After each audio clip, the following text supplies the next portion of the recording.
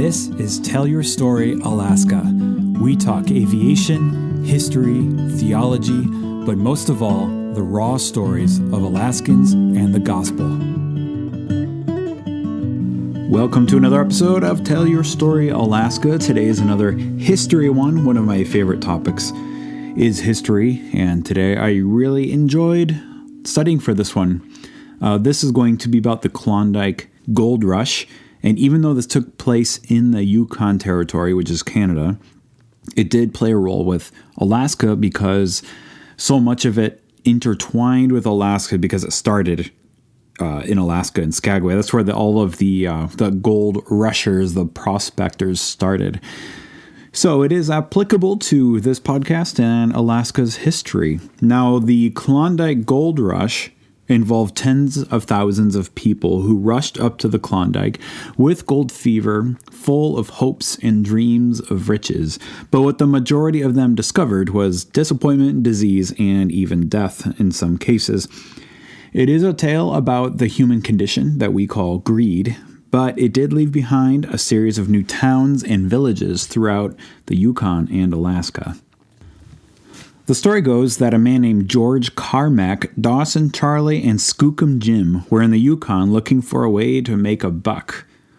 They did their best at salmon fishing when one day a man named Robert Henderson mentioned to them that he knew where to find gold. Where? They naturally asked. Near the Klondike River, was the reply. So George Carmack and his tinglant wife, they were living by the Yukon along a place called Rabbit Creek, which today is called Bonanza Creek. In August of 1896, he struck gold. Apparently, they had a nugget big enough to change their lives forever. However, there's debate now who the true discoverer was. Carmack's brother-in-law, called Skookum Jim, is cited as the discoverer and informed Carmack. Now, Carmack was ready to quit and move up to Rabbit Creek when Skookum Jim tried for one last pan and the nugget showed up. The gold he found was said to be as thick as cheese in a sandwich. If you look at some Canadian postage stamps, Skookum Jim is on the stamp as a discoverer of the gold in the Klondike. However, there are reports of gold being found in the Yukon area much earlier. The earliest I was able to find was by an Anglican missionary named Robert MacDonald. He arrived in Fort Yukon in 1862, where he saw, quote, so much gold that he could have gathered it with a spoon, unquote. It seems his lack of interest in it kept him from sparking a gold rush. Apparently, riches was not his motivation for being there, but MacDonald spent his time learning to speak the native language. He put it into an alphabet and translated parts of the Bible as well as some hymns and prayers. This was the time in which the Gwich'in language had been written down for the first time, and the people began to learn to read and write in their own language. MacDonald's strategy was to respect the indigenous ways of life and let the people express their new Christian faith in an indigenous way rather than in his way. So in 1864, gold fever really started by a man named George Holt, who appeared out of the wilderness with handfuls of gold nuggets. Locals knew about Holt's find and were able to find and make their claims early on. So by the time Skookum Jim had found his famous find, there were likely hundreds of gold prospectors already in the area. George Carmack eventually went off to find his own claim, and as he went along, he boasted his shotgun shell container full of gold, and the word quickly got out. It seems like if you want to show off your gold, you're going to initiate a gold rush. So maybe keep it to yourself. Might be a lesson there. But not long after, an even larger lode was found nearby at El Dorado Creek, and for the people in the area, the gold fever had begun. With winter settling in 1897, there were no new people coming into the area. So for the 100 people or so in the Dawson City area, they had a full winter to stake their claims and get the gold they wanted before the following summer, and they did. July 15th of 1897, a ship pulls into port of Seattle with today's equivalent of $30 million in gold, or about a half a ton of gold. which was followed by another and another and another. This was the richest gold strike in the Americas, in American gold mining history, adding up to 2 tons of gold. This became front page news in a San Francisco newspaper for 6 straight weeks. It had the appeal of riches, adventure, discovery, and the unknown wilderness. It was the perfect recipe for a rush. Journalists were sent up to report on this sensational story, and the most famous became a man named Tappan Adney. Tappan Adney ended up writing a book called The Klondike Stampede, and this book is perhaps the best record of the Alaska Gold Rush, or the Klondike Gold Rush. Even Thomas Edison was drawn in. He brought his newly invented motion camera, and his video footage of one of these ships leaving Seattle for the Klondike is one of the first motion pictures ever taken by a camera. You can even go on YouTube now and watch these clips. It's pretty cool. In the 1880s and the 1890s were economically brutal. It was one of the worst economic depressions in history. So the largest gold rush in history, which was the California Gold Rush in 1849, was still in recent memory, but its luster had dissipated. Historians say that by 1890, the era of the frontier was over. There was no longer the opportunity for a young man to go out and claim a new farm or a new land for himself. A popular song had a line in it at the time that said, "Everybody's working but Papa." So the arrival of 2 tons of gold showing up out of the Yukon was just the right recipe for a new gold fever. It is said that half of Seattle's police force got up and left their jobs. Even the mayor of the city got up and left their jobs, bought a pickaxe, and headed north. Even the famous Wyatt Earp of the Tombstone movie fame, who was a real guy, he made his way up north. Even Nikola Tesla, the famous inventor and discoverer of AC electricity, announced that he would invent a portable X-ray machine that could scan for gold. All in all, about 100,000 people traveled up from California on the West Coast, and almost none of them knew anything about mining, surviving in the wild, or any of them knew nothing about what the Yukon winters were like. Only about 40,000 people of the 100,000 made it to the Klondike, and it's because the route was so treacherous. It was so treacherous, some people chose to sail to the mouth of the Yukon River in western Alaska, and they followed the river across Alaska to the Klondike. But this was expensive, and it became known as the rich man's route, but it was quite a bit easier. Most people went by means of Skagway and Dyea, down in the panhandle of Alaska. Now, Skagway had quickly become the largest city in Alaska at the time, peaking at about 10,000 people in 1898. But this quickly dwindled after the diminishment of the gold rush. Now, little did a man named William or Billy Moore know that his 1887 boundary survey expedition in the area and his hunch that gold would be found in those mountains would lead to the gateway to the Klondike. Before the gold rush, he purchased 160 acres in the area, and he couldn't have known that when the first steamer showed up that it was the beginning of such an influx of people that his little claim would become a squalor of haphazardly built homes in a giant sloppy pit of mud. It was so chaotic, with no means of any order. Disease and murder had become the norm, and an average of 1,000 prospectors made their way through Skagway per week. Needless to say, it was a bustling town. The Canadian government required each person to haul a minimum of 1,000 pounds of supplies, including a year's worth of food. If someone tried to be a light packer and they attempted to enter, he would be turned away for fear of massive rescue operations for the influx of people. Now, from Skagway and Dyea, there were 2 trails. One was called the Chilkoot, and the other was the White Pass, and they both ended up at Lake Bennett. From Lake Bennett, they would have to build or rent their own boats and make their way up the Yukon to Dawson City. The Chilkoot Trail was 32 miles long, and it began by climbing a steep incline of about 1,500 steps. and this was the more widely used trail. But it took up to 30 trips to haul a single man's supplies, which amounted to almost 900 miles of walking with a load. Many of the deaths during the time took place on the Chilkoot Trail due to hypothermia, slips, and falls. But in April of 1898, there were 3 avalanches within a 24-hour period, causing the death of about 70 people. The Chilkoot Trail was known as the poor man's way because people who could not afford mules or horses had to go this way. And it sounds like it's something that I probably would have done because I'm cheap. The White Pass was the other option. It was 43 miles long, and it could be done with a mule, which made it easier to transport your supplies. However, many beasts of burden died along the difficult trail, leaving dead animals all along the way. An estimated 3,000 horses died on this trail, earning it the name Dead Horse Trail. Now today, the Chilkoot Trail is still open. It receives about 10,000 people a year who walk the trail.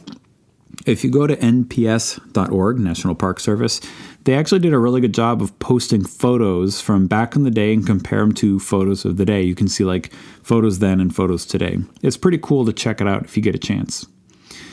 Now the website says if you hike the trail, you can see items left behind from the gold rush era that are still sitting there. And if you were to do the White Pass Trail, they say you can still see some of the horse bones that are still there along the path. And also apparently on the White Pass Trail, there is a railroad that goes through the pass, and it's a tourist attraction today. It actually looks like a beautiful ride, and I bet my kids would really enjoy doing that sometime.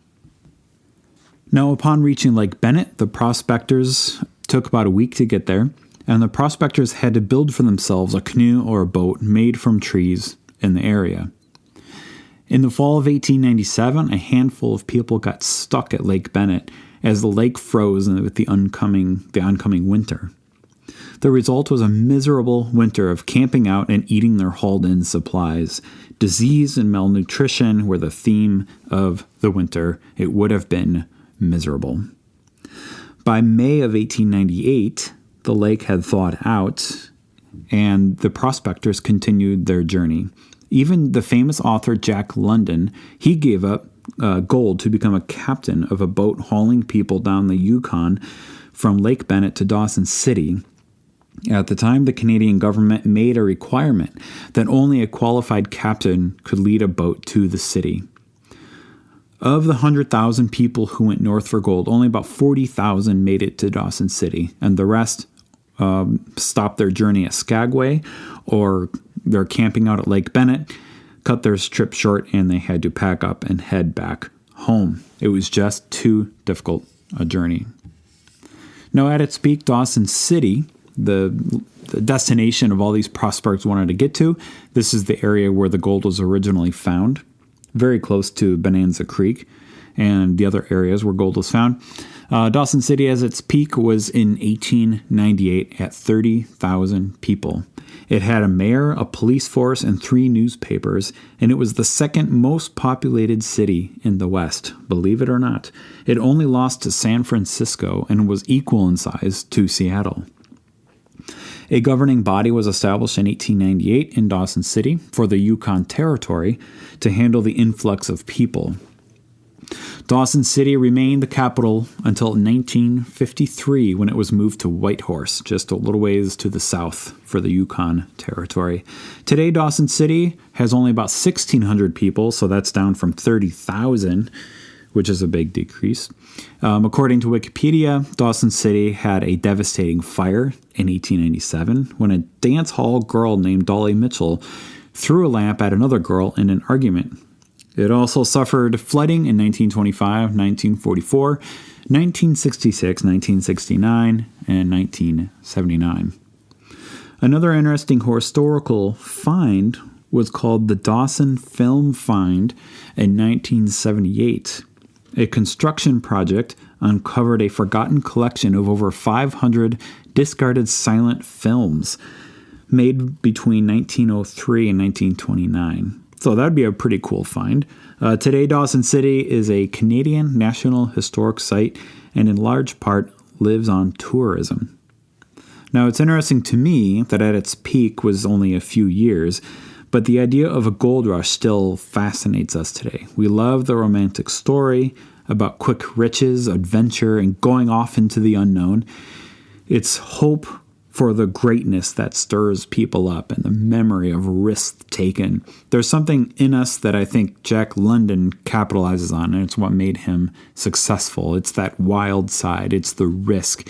It's the possibilities, the unknown, the adventure, the nothing to lose, so let's just go for it attitude that people love to relive in stories and books and movies. And certainly many books and movies were made from this.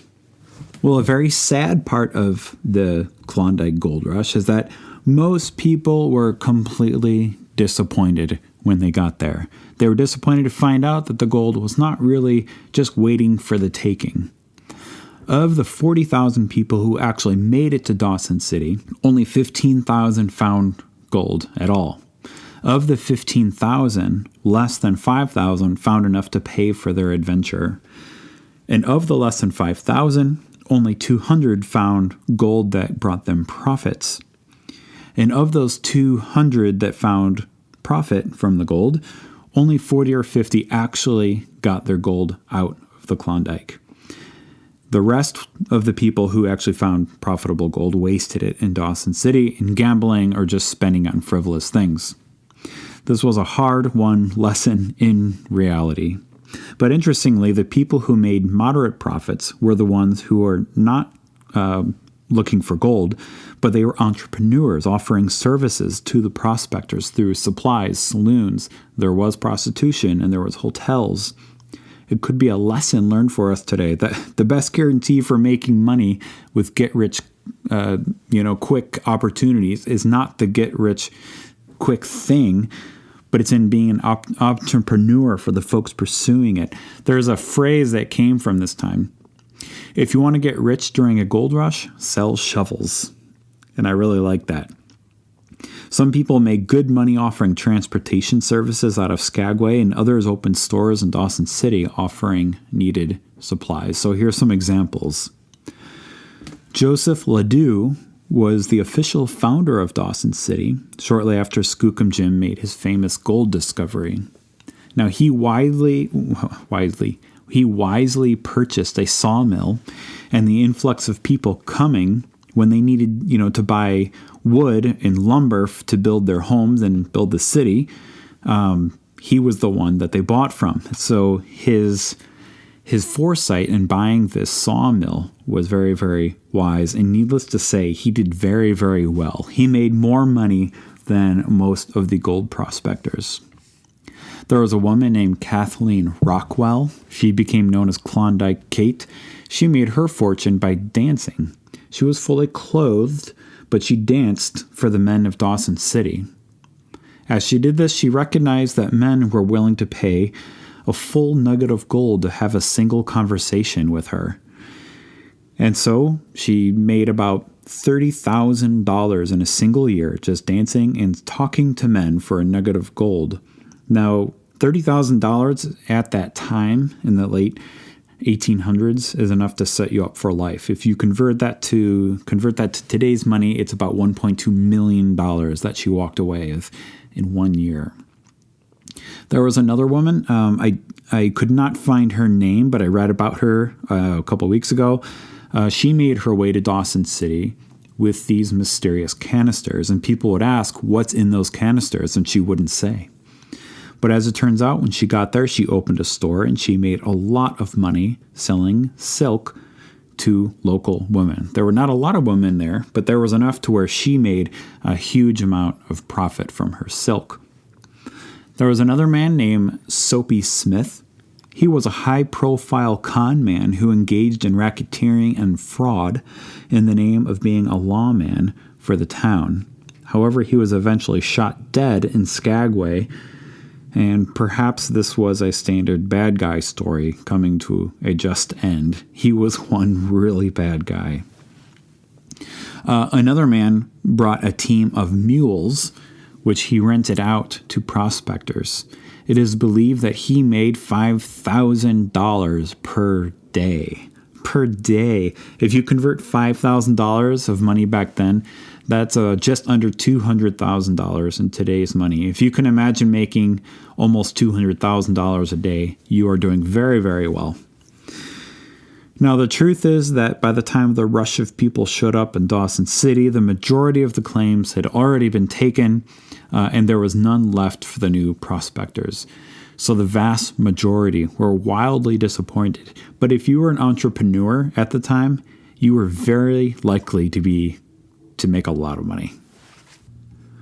So with thousands of very disappointed prospectors hanging out in Dawson City, when gold was discovered in Anvil Creek in Alaska in the fall of 1898, many of the prospectors saw their new chance. But once again, they were too late in arriving there, and all the claims were already taken. So they ended up at a beach near Nome, Alaska. And on that beach, they finally got their break. Gold was just lying along the beach waiting to be sifted out of the sand. And since beaches can't legally be claimed, anyone could just walk up there and sift through the sand of the beach and pull out their gold. Well, word of this quickly spread to Dawson City, and an estimated 8,000 people got up and left Dawson City for Nome, Alaska in a single week. Now, this newly produced gold rush in Nome, Alaska is its own story. There's quite a handful of books about this gold rush in Nome, which I haven't had a chance to open and look through yet, so I can't say much about this gold rush in Nome, except that a huge number of people suddenly swept into Alaska and into Nome, and this also was the cause of many new communities in Alaska to spring up as the gold discovered there. So I'm going to transition to this idea of what was the impact of the gold rush in the early 19th century. Well, if you open up Google Earth and you look at Bonanza Creek, which was originally Rabbit Creek, now Bonanza Creek, which is near modern-day Dawson City. If you zoom in on Google Earth, you can see where it all started, and you can see the scars all along the creek from heavy mining, which was pretty strong up to 1966 when it came to an end. However, today there are still family mining operations that in the area that still produce just enough gold for them to live up there and pay their bills. They say that the area's landscape has been completely reworked through large mining operations, and in a very short time, the native people watched their traditional hunting grounds get turned upside down by a mad rush of outsiders who came and left in a mad rush. Some sources cite that the local natives were the biggest losers in this whole thing. There was a drastic reduction in moose, caribou, and small game. Salmon streams were destroyed, and the gold miners introduced alcohol and disease to the native communities. However, one silver lining was that some of the local natives made pretty good money serving as guides, packers, and selling supplies to the prospectors at the time. Now, the Canadian government considered applying laws to protect the land, but they decided that the gold rush would probably be short-lived and not have much impact. How wrong they were. It was short-lived, but huge impact. They didn't anticipate such a large influx of people in such a short time. Miners with gold fever would dig into the landscapes with no regard for the environmental impact, and it affected soil erosion, salinity, water quality, and the introduction of destructive weeds and the extinction of certain native animals. A huge number of trees were harvested for buildings, boats, for fires, and for clearing land for mining, which left large areas void of trees and new growth for many, many years. So for the native people already living there, in just a few short years, their entire way of life would never be the same again. Now, since the gold rush ended, it left behind a sense of adventure and excitement that inspired many stories and movies. Probably most famously was Jack London, who visited Dawson City between 1897 and 1898, and his time there inspired his book, The Call of the Wild, and his book was published in 1903. Now, that book, The Call of the Wild, is probably what makes Jack London so famous. Charlie Chaplin made a movie in 1925 called The Gold Rush. And then in 1935, another movie called Call of the Wild was made starring Clark Gable. In 1972, another Call of the Wild movie featuring Charlton Heston. And then another one in 2020 starring Harrison Ford, which is one of my favorite movies. I love that movie. There's also another one called White Fang. A White Fang is another book by London, inspired by this era. White Fang is a 1991 Disney movie starring Ethan Hawke. And this was one of my favorite movies as a kid. And I actually told my wife that I will buy that movie and we'll watch it together on one of our date nights. So I'm looking forward to that. Now, one more element of this Klondike Gold Rush I'd like to point out is the missionary activity at the time. The missionaries recognized that this gold rush was a huge influx of people, and it opened up unique opportunities. Now, the first to Dawson City was the Anglican Church, which was in 1896, and this was followed by the Catholic Church the following year. In 1898, other mainstream churches rushed in, and therefore churches, hospitals, and shelters were constructed to serve that community. One prominent one was a man named Robert Dickey. He arrived in Skagway in October of 1898. When he arrived, he posted signs around the town to announce a church service. When the church service came, 70 to 90 rough-looking folks, quote, seasoned with hardship, unquote, attended the service. But the service, quote, radiated with warmth, unquote. Within a few weeks, a church building site had been chosen. The missionaries quickly founded schools, which would usually have just one teacher to run everything, and they had very meager pay. And so there's something heroic about that.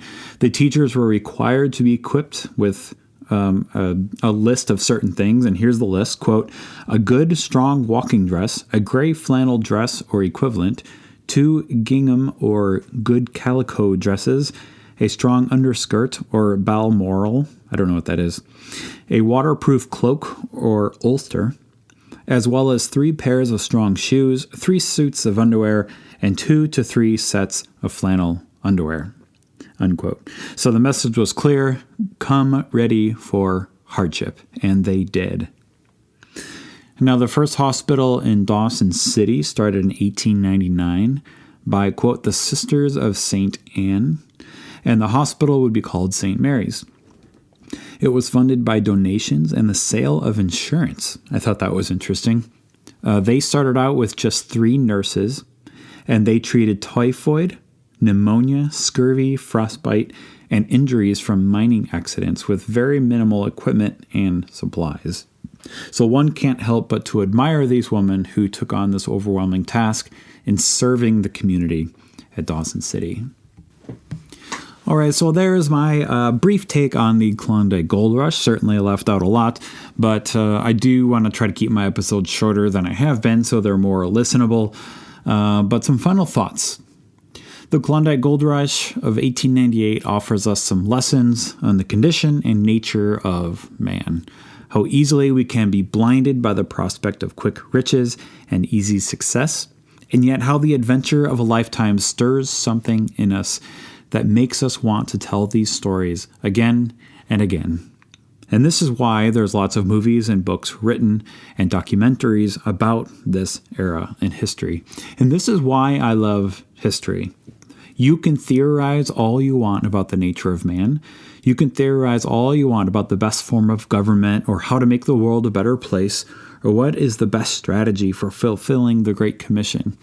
But history is a constant, sobering reminder of the reality of all of these endeavors that has all been tried before. Solomon tells us in Ecclesiastes that there is nothing new under the sun. And he was right. We would be wise to learn from our history, be humbled by it, and move forward guided by wisdom rather than by passion. All right, guys, thank you for listening to this episode on the Klondike Gold Rush, just a little bit more of Alaska history. I hope it instilled in you just a little bit more interest in Alaska and a little bit more love for its land, people, and story. Thank you for tuning in, and we will see you next time.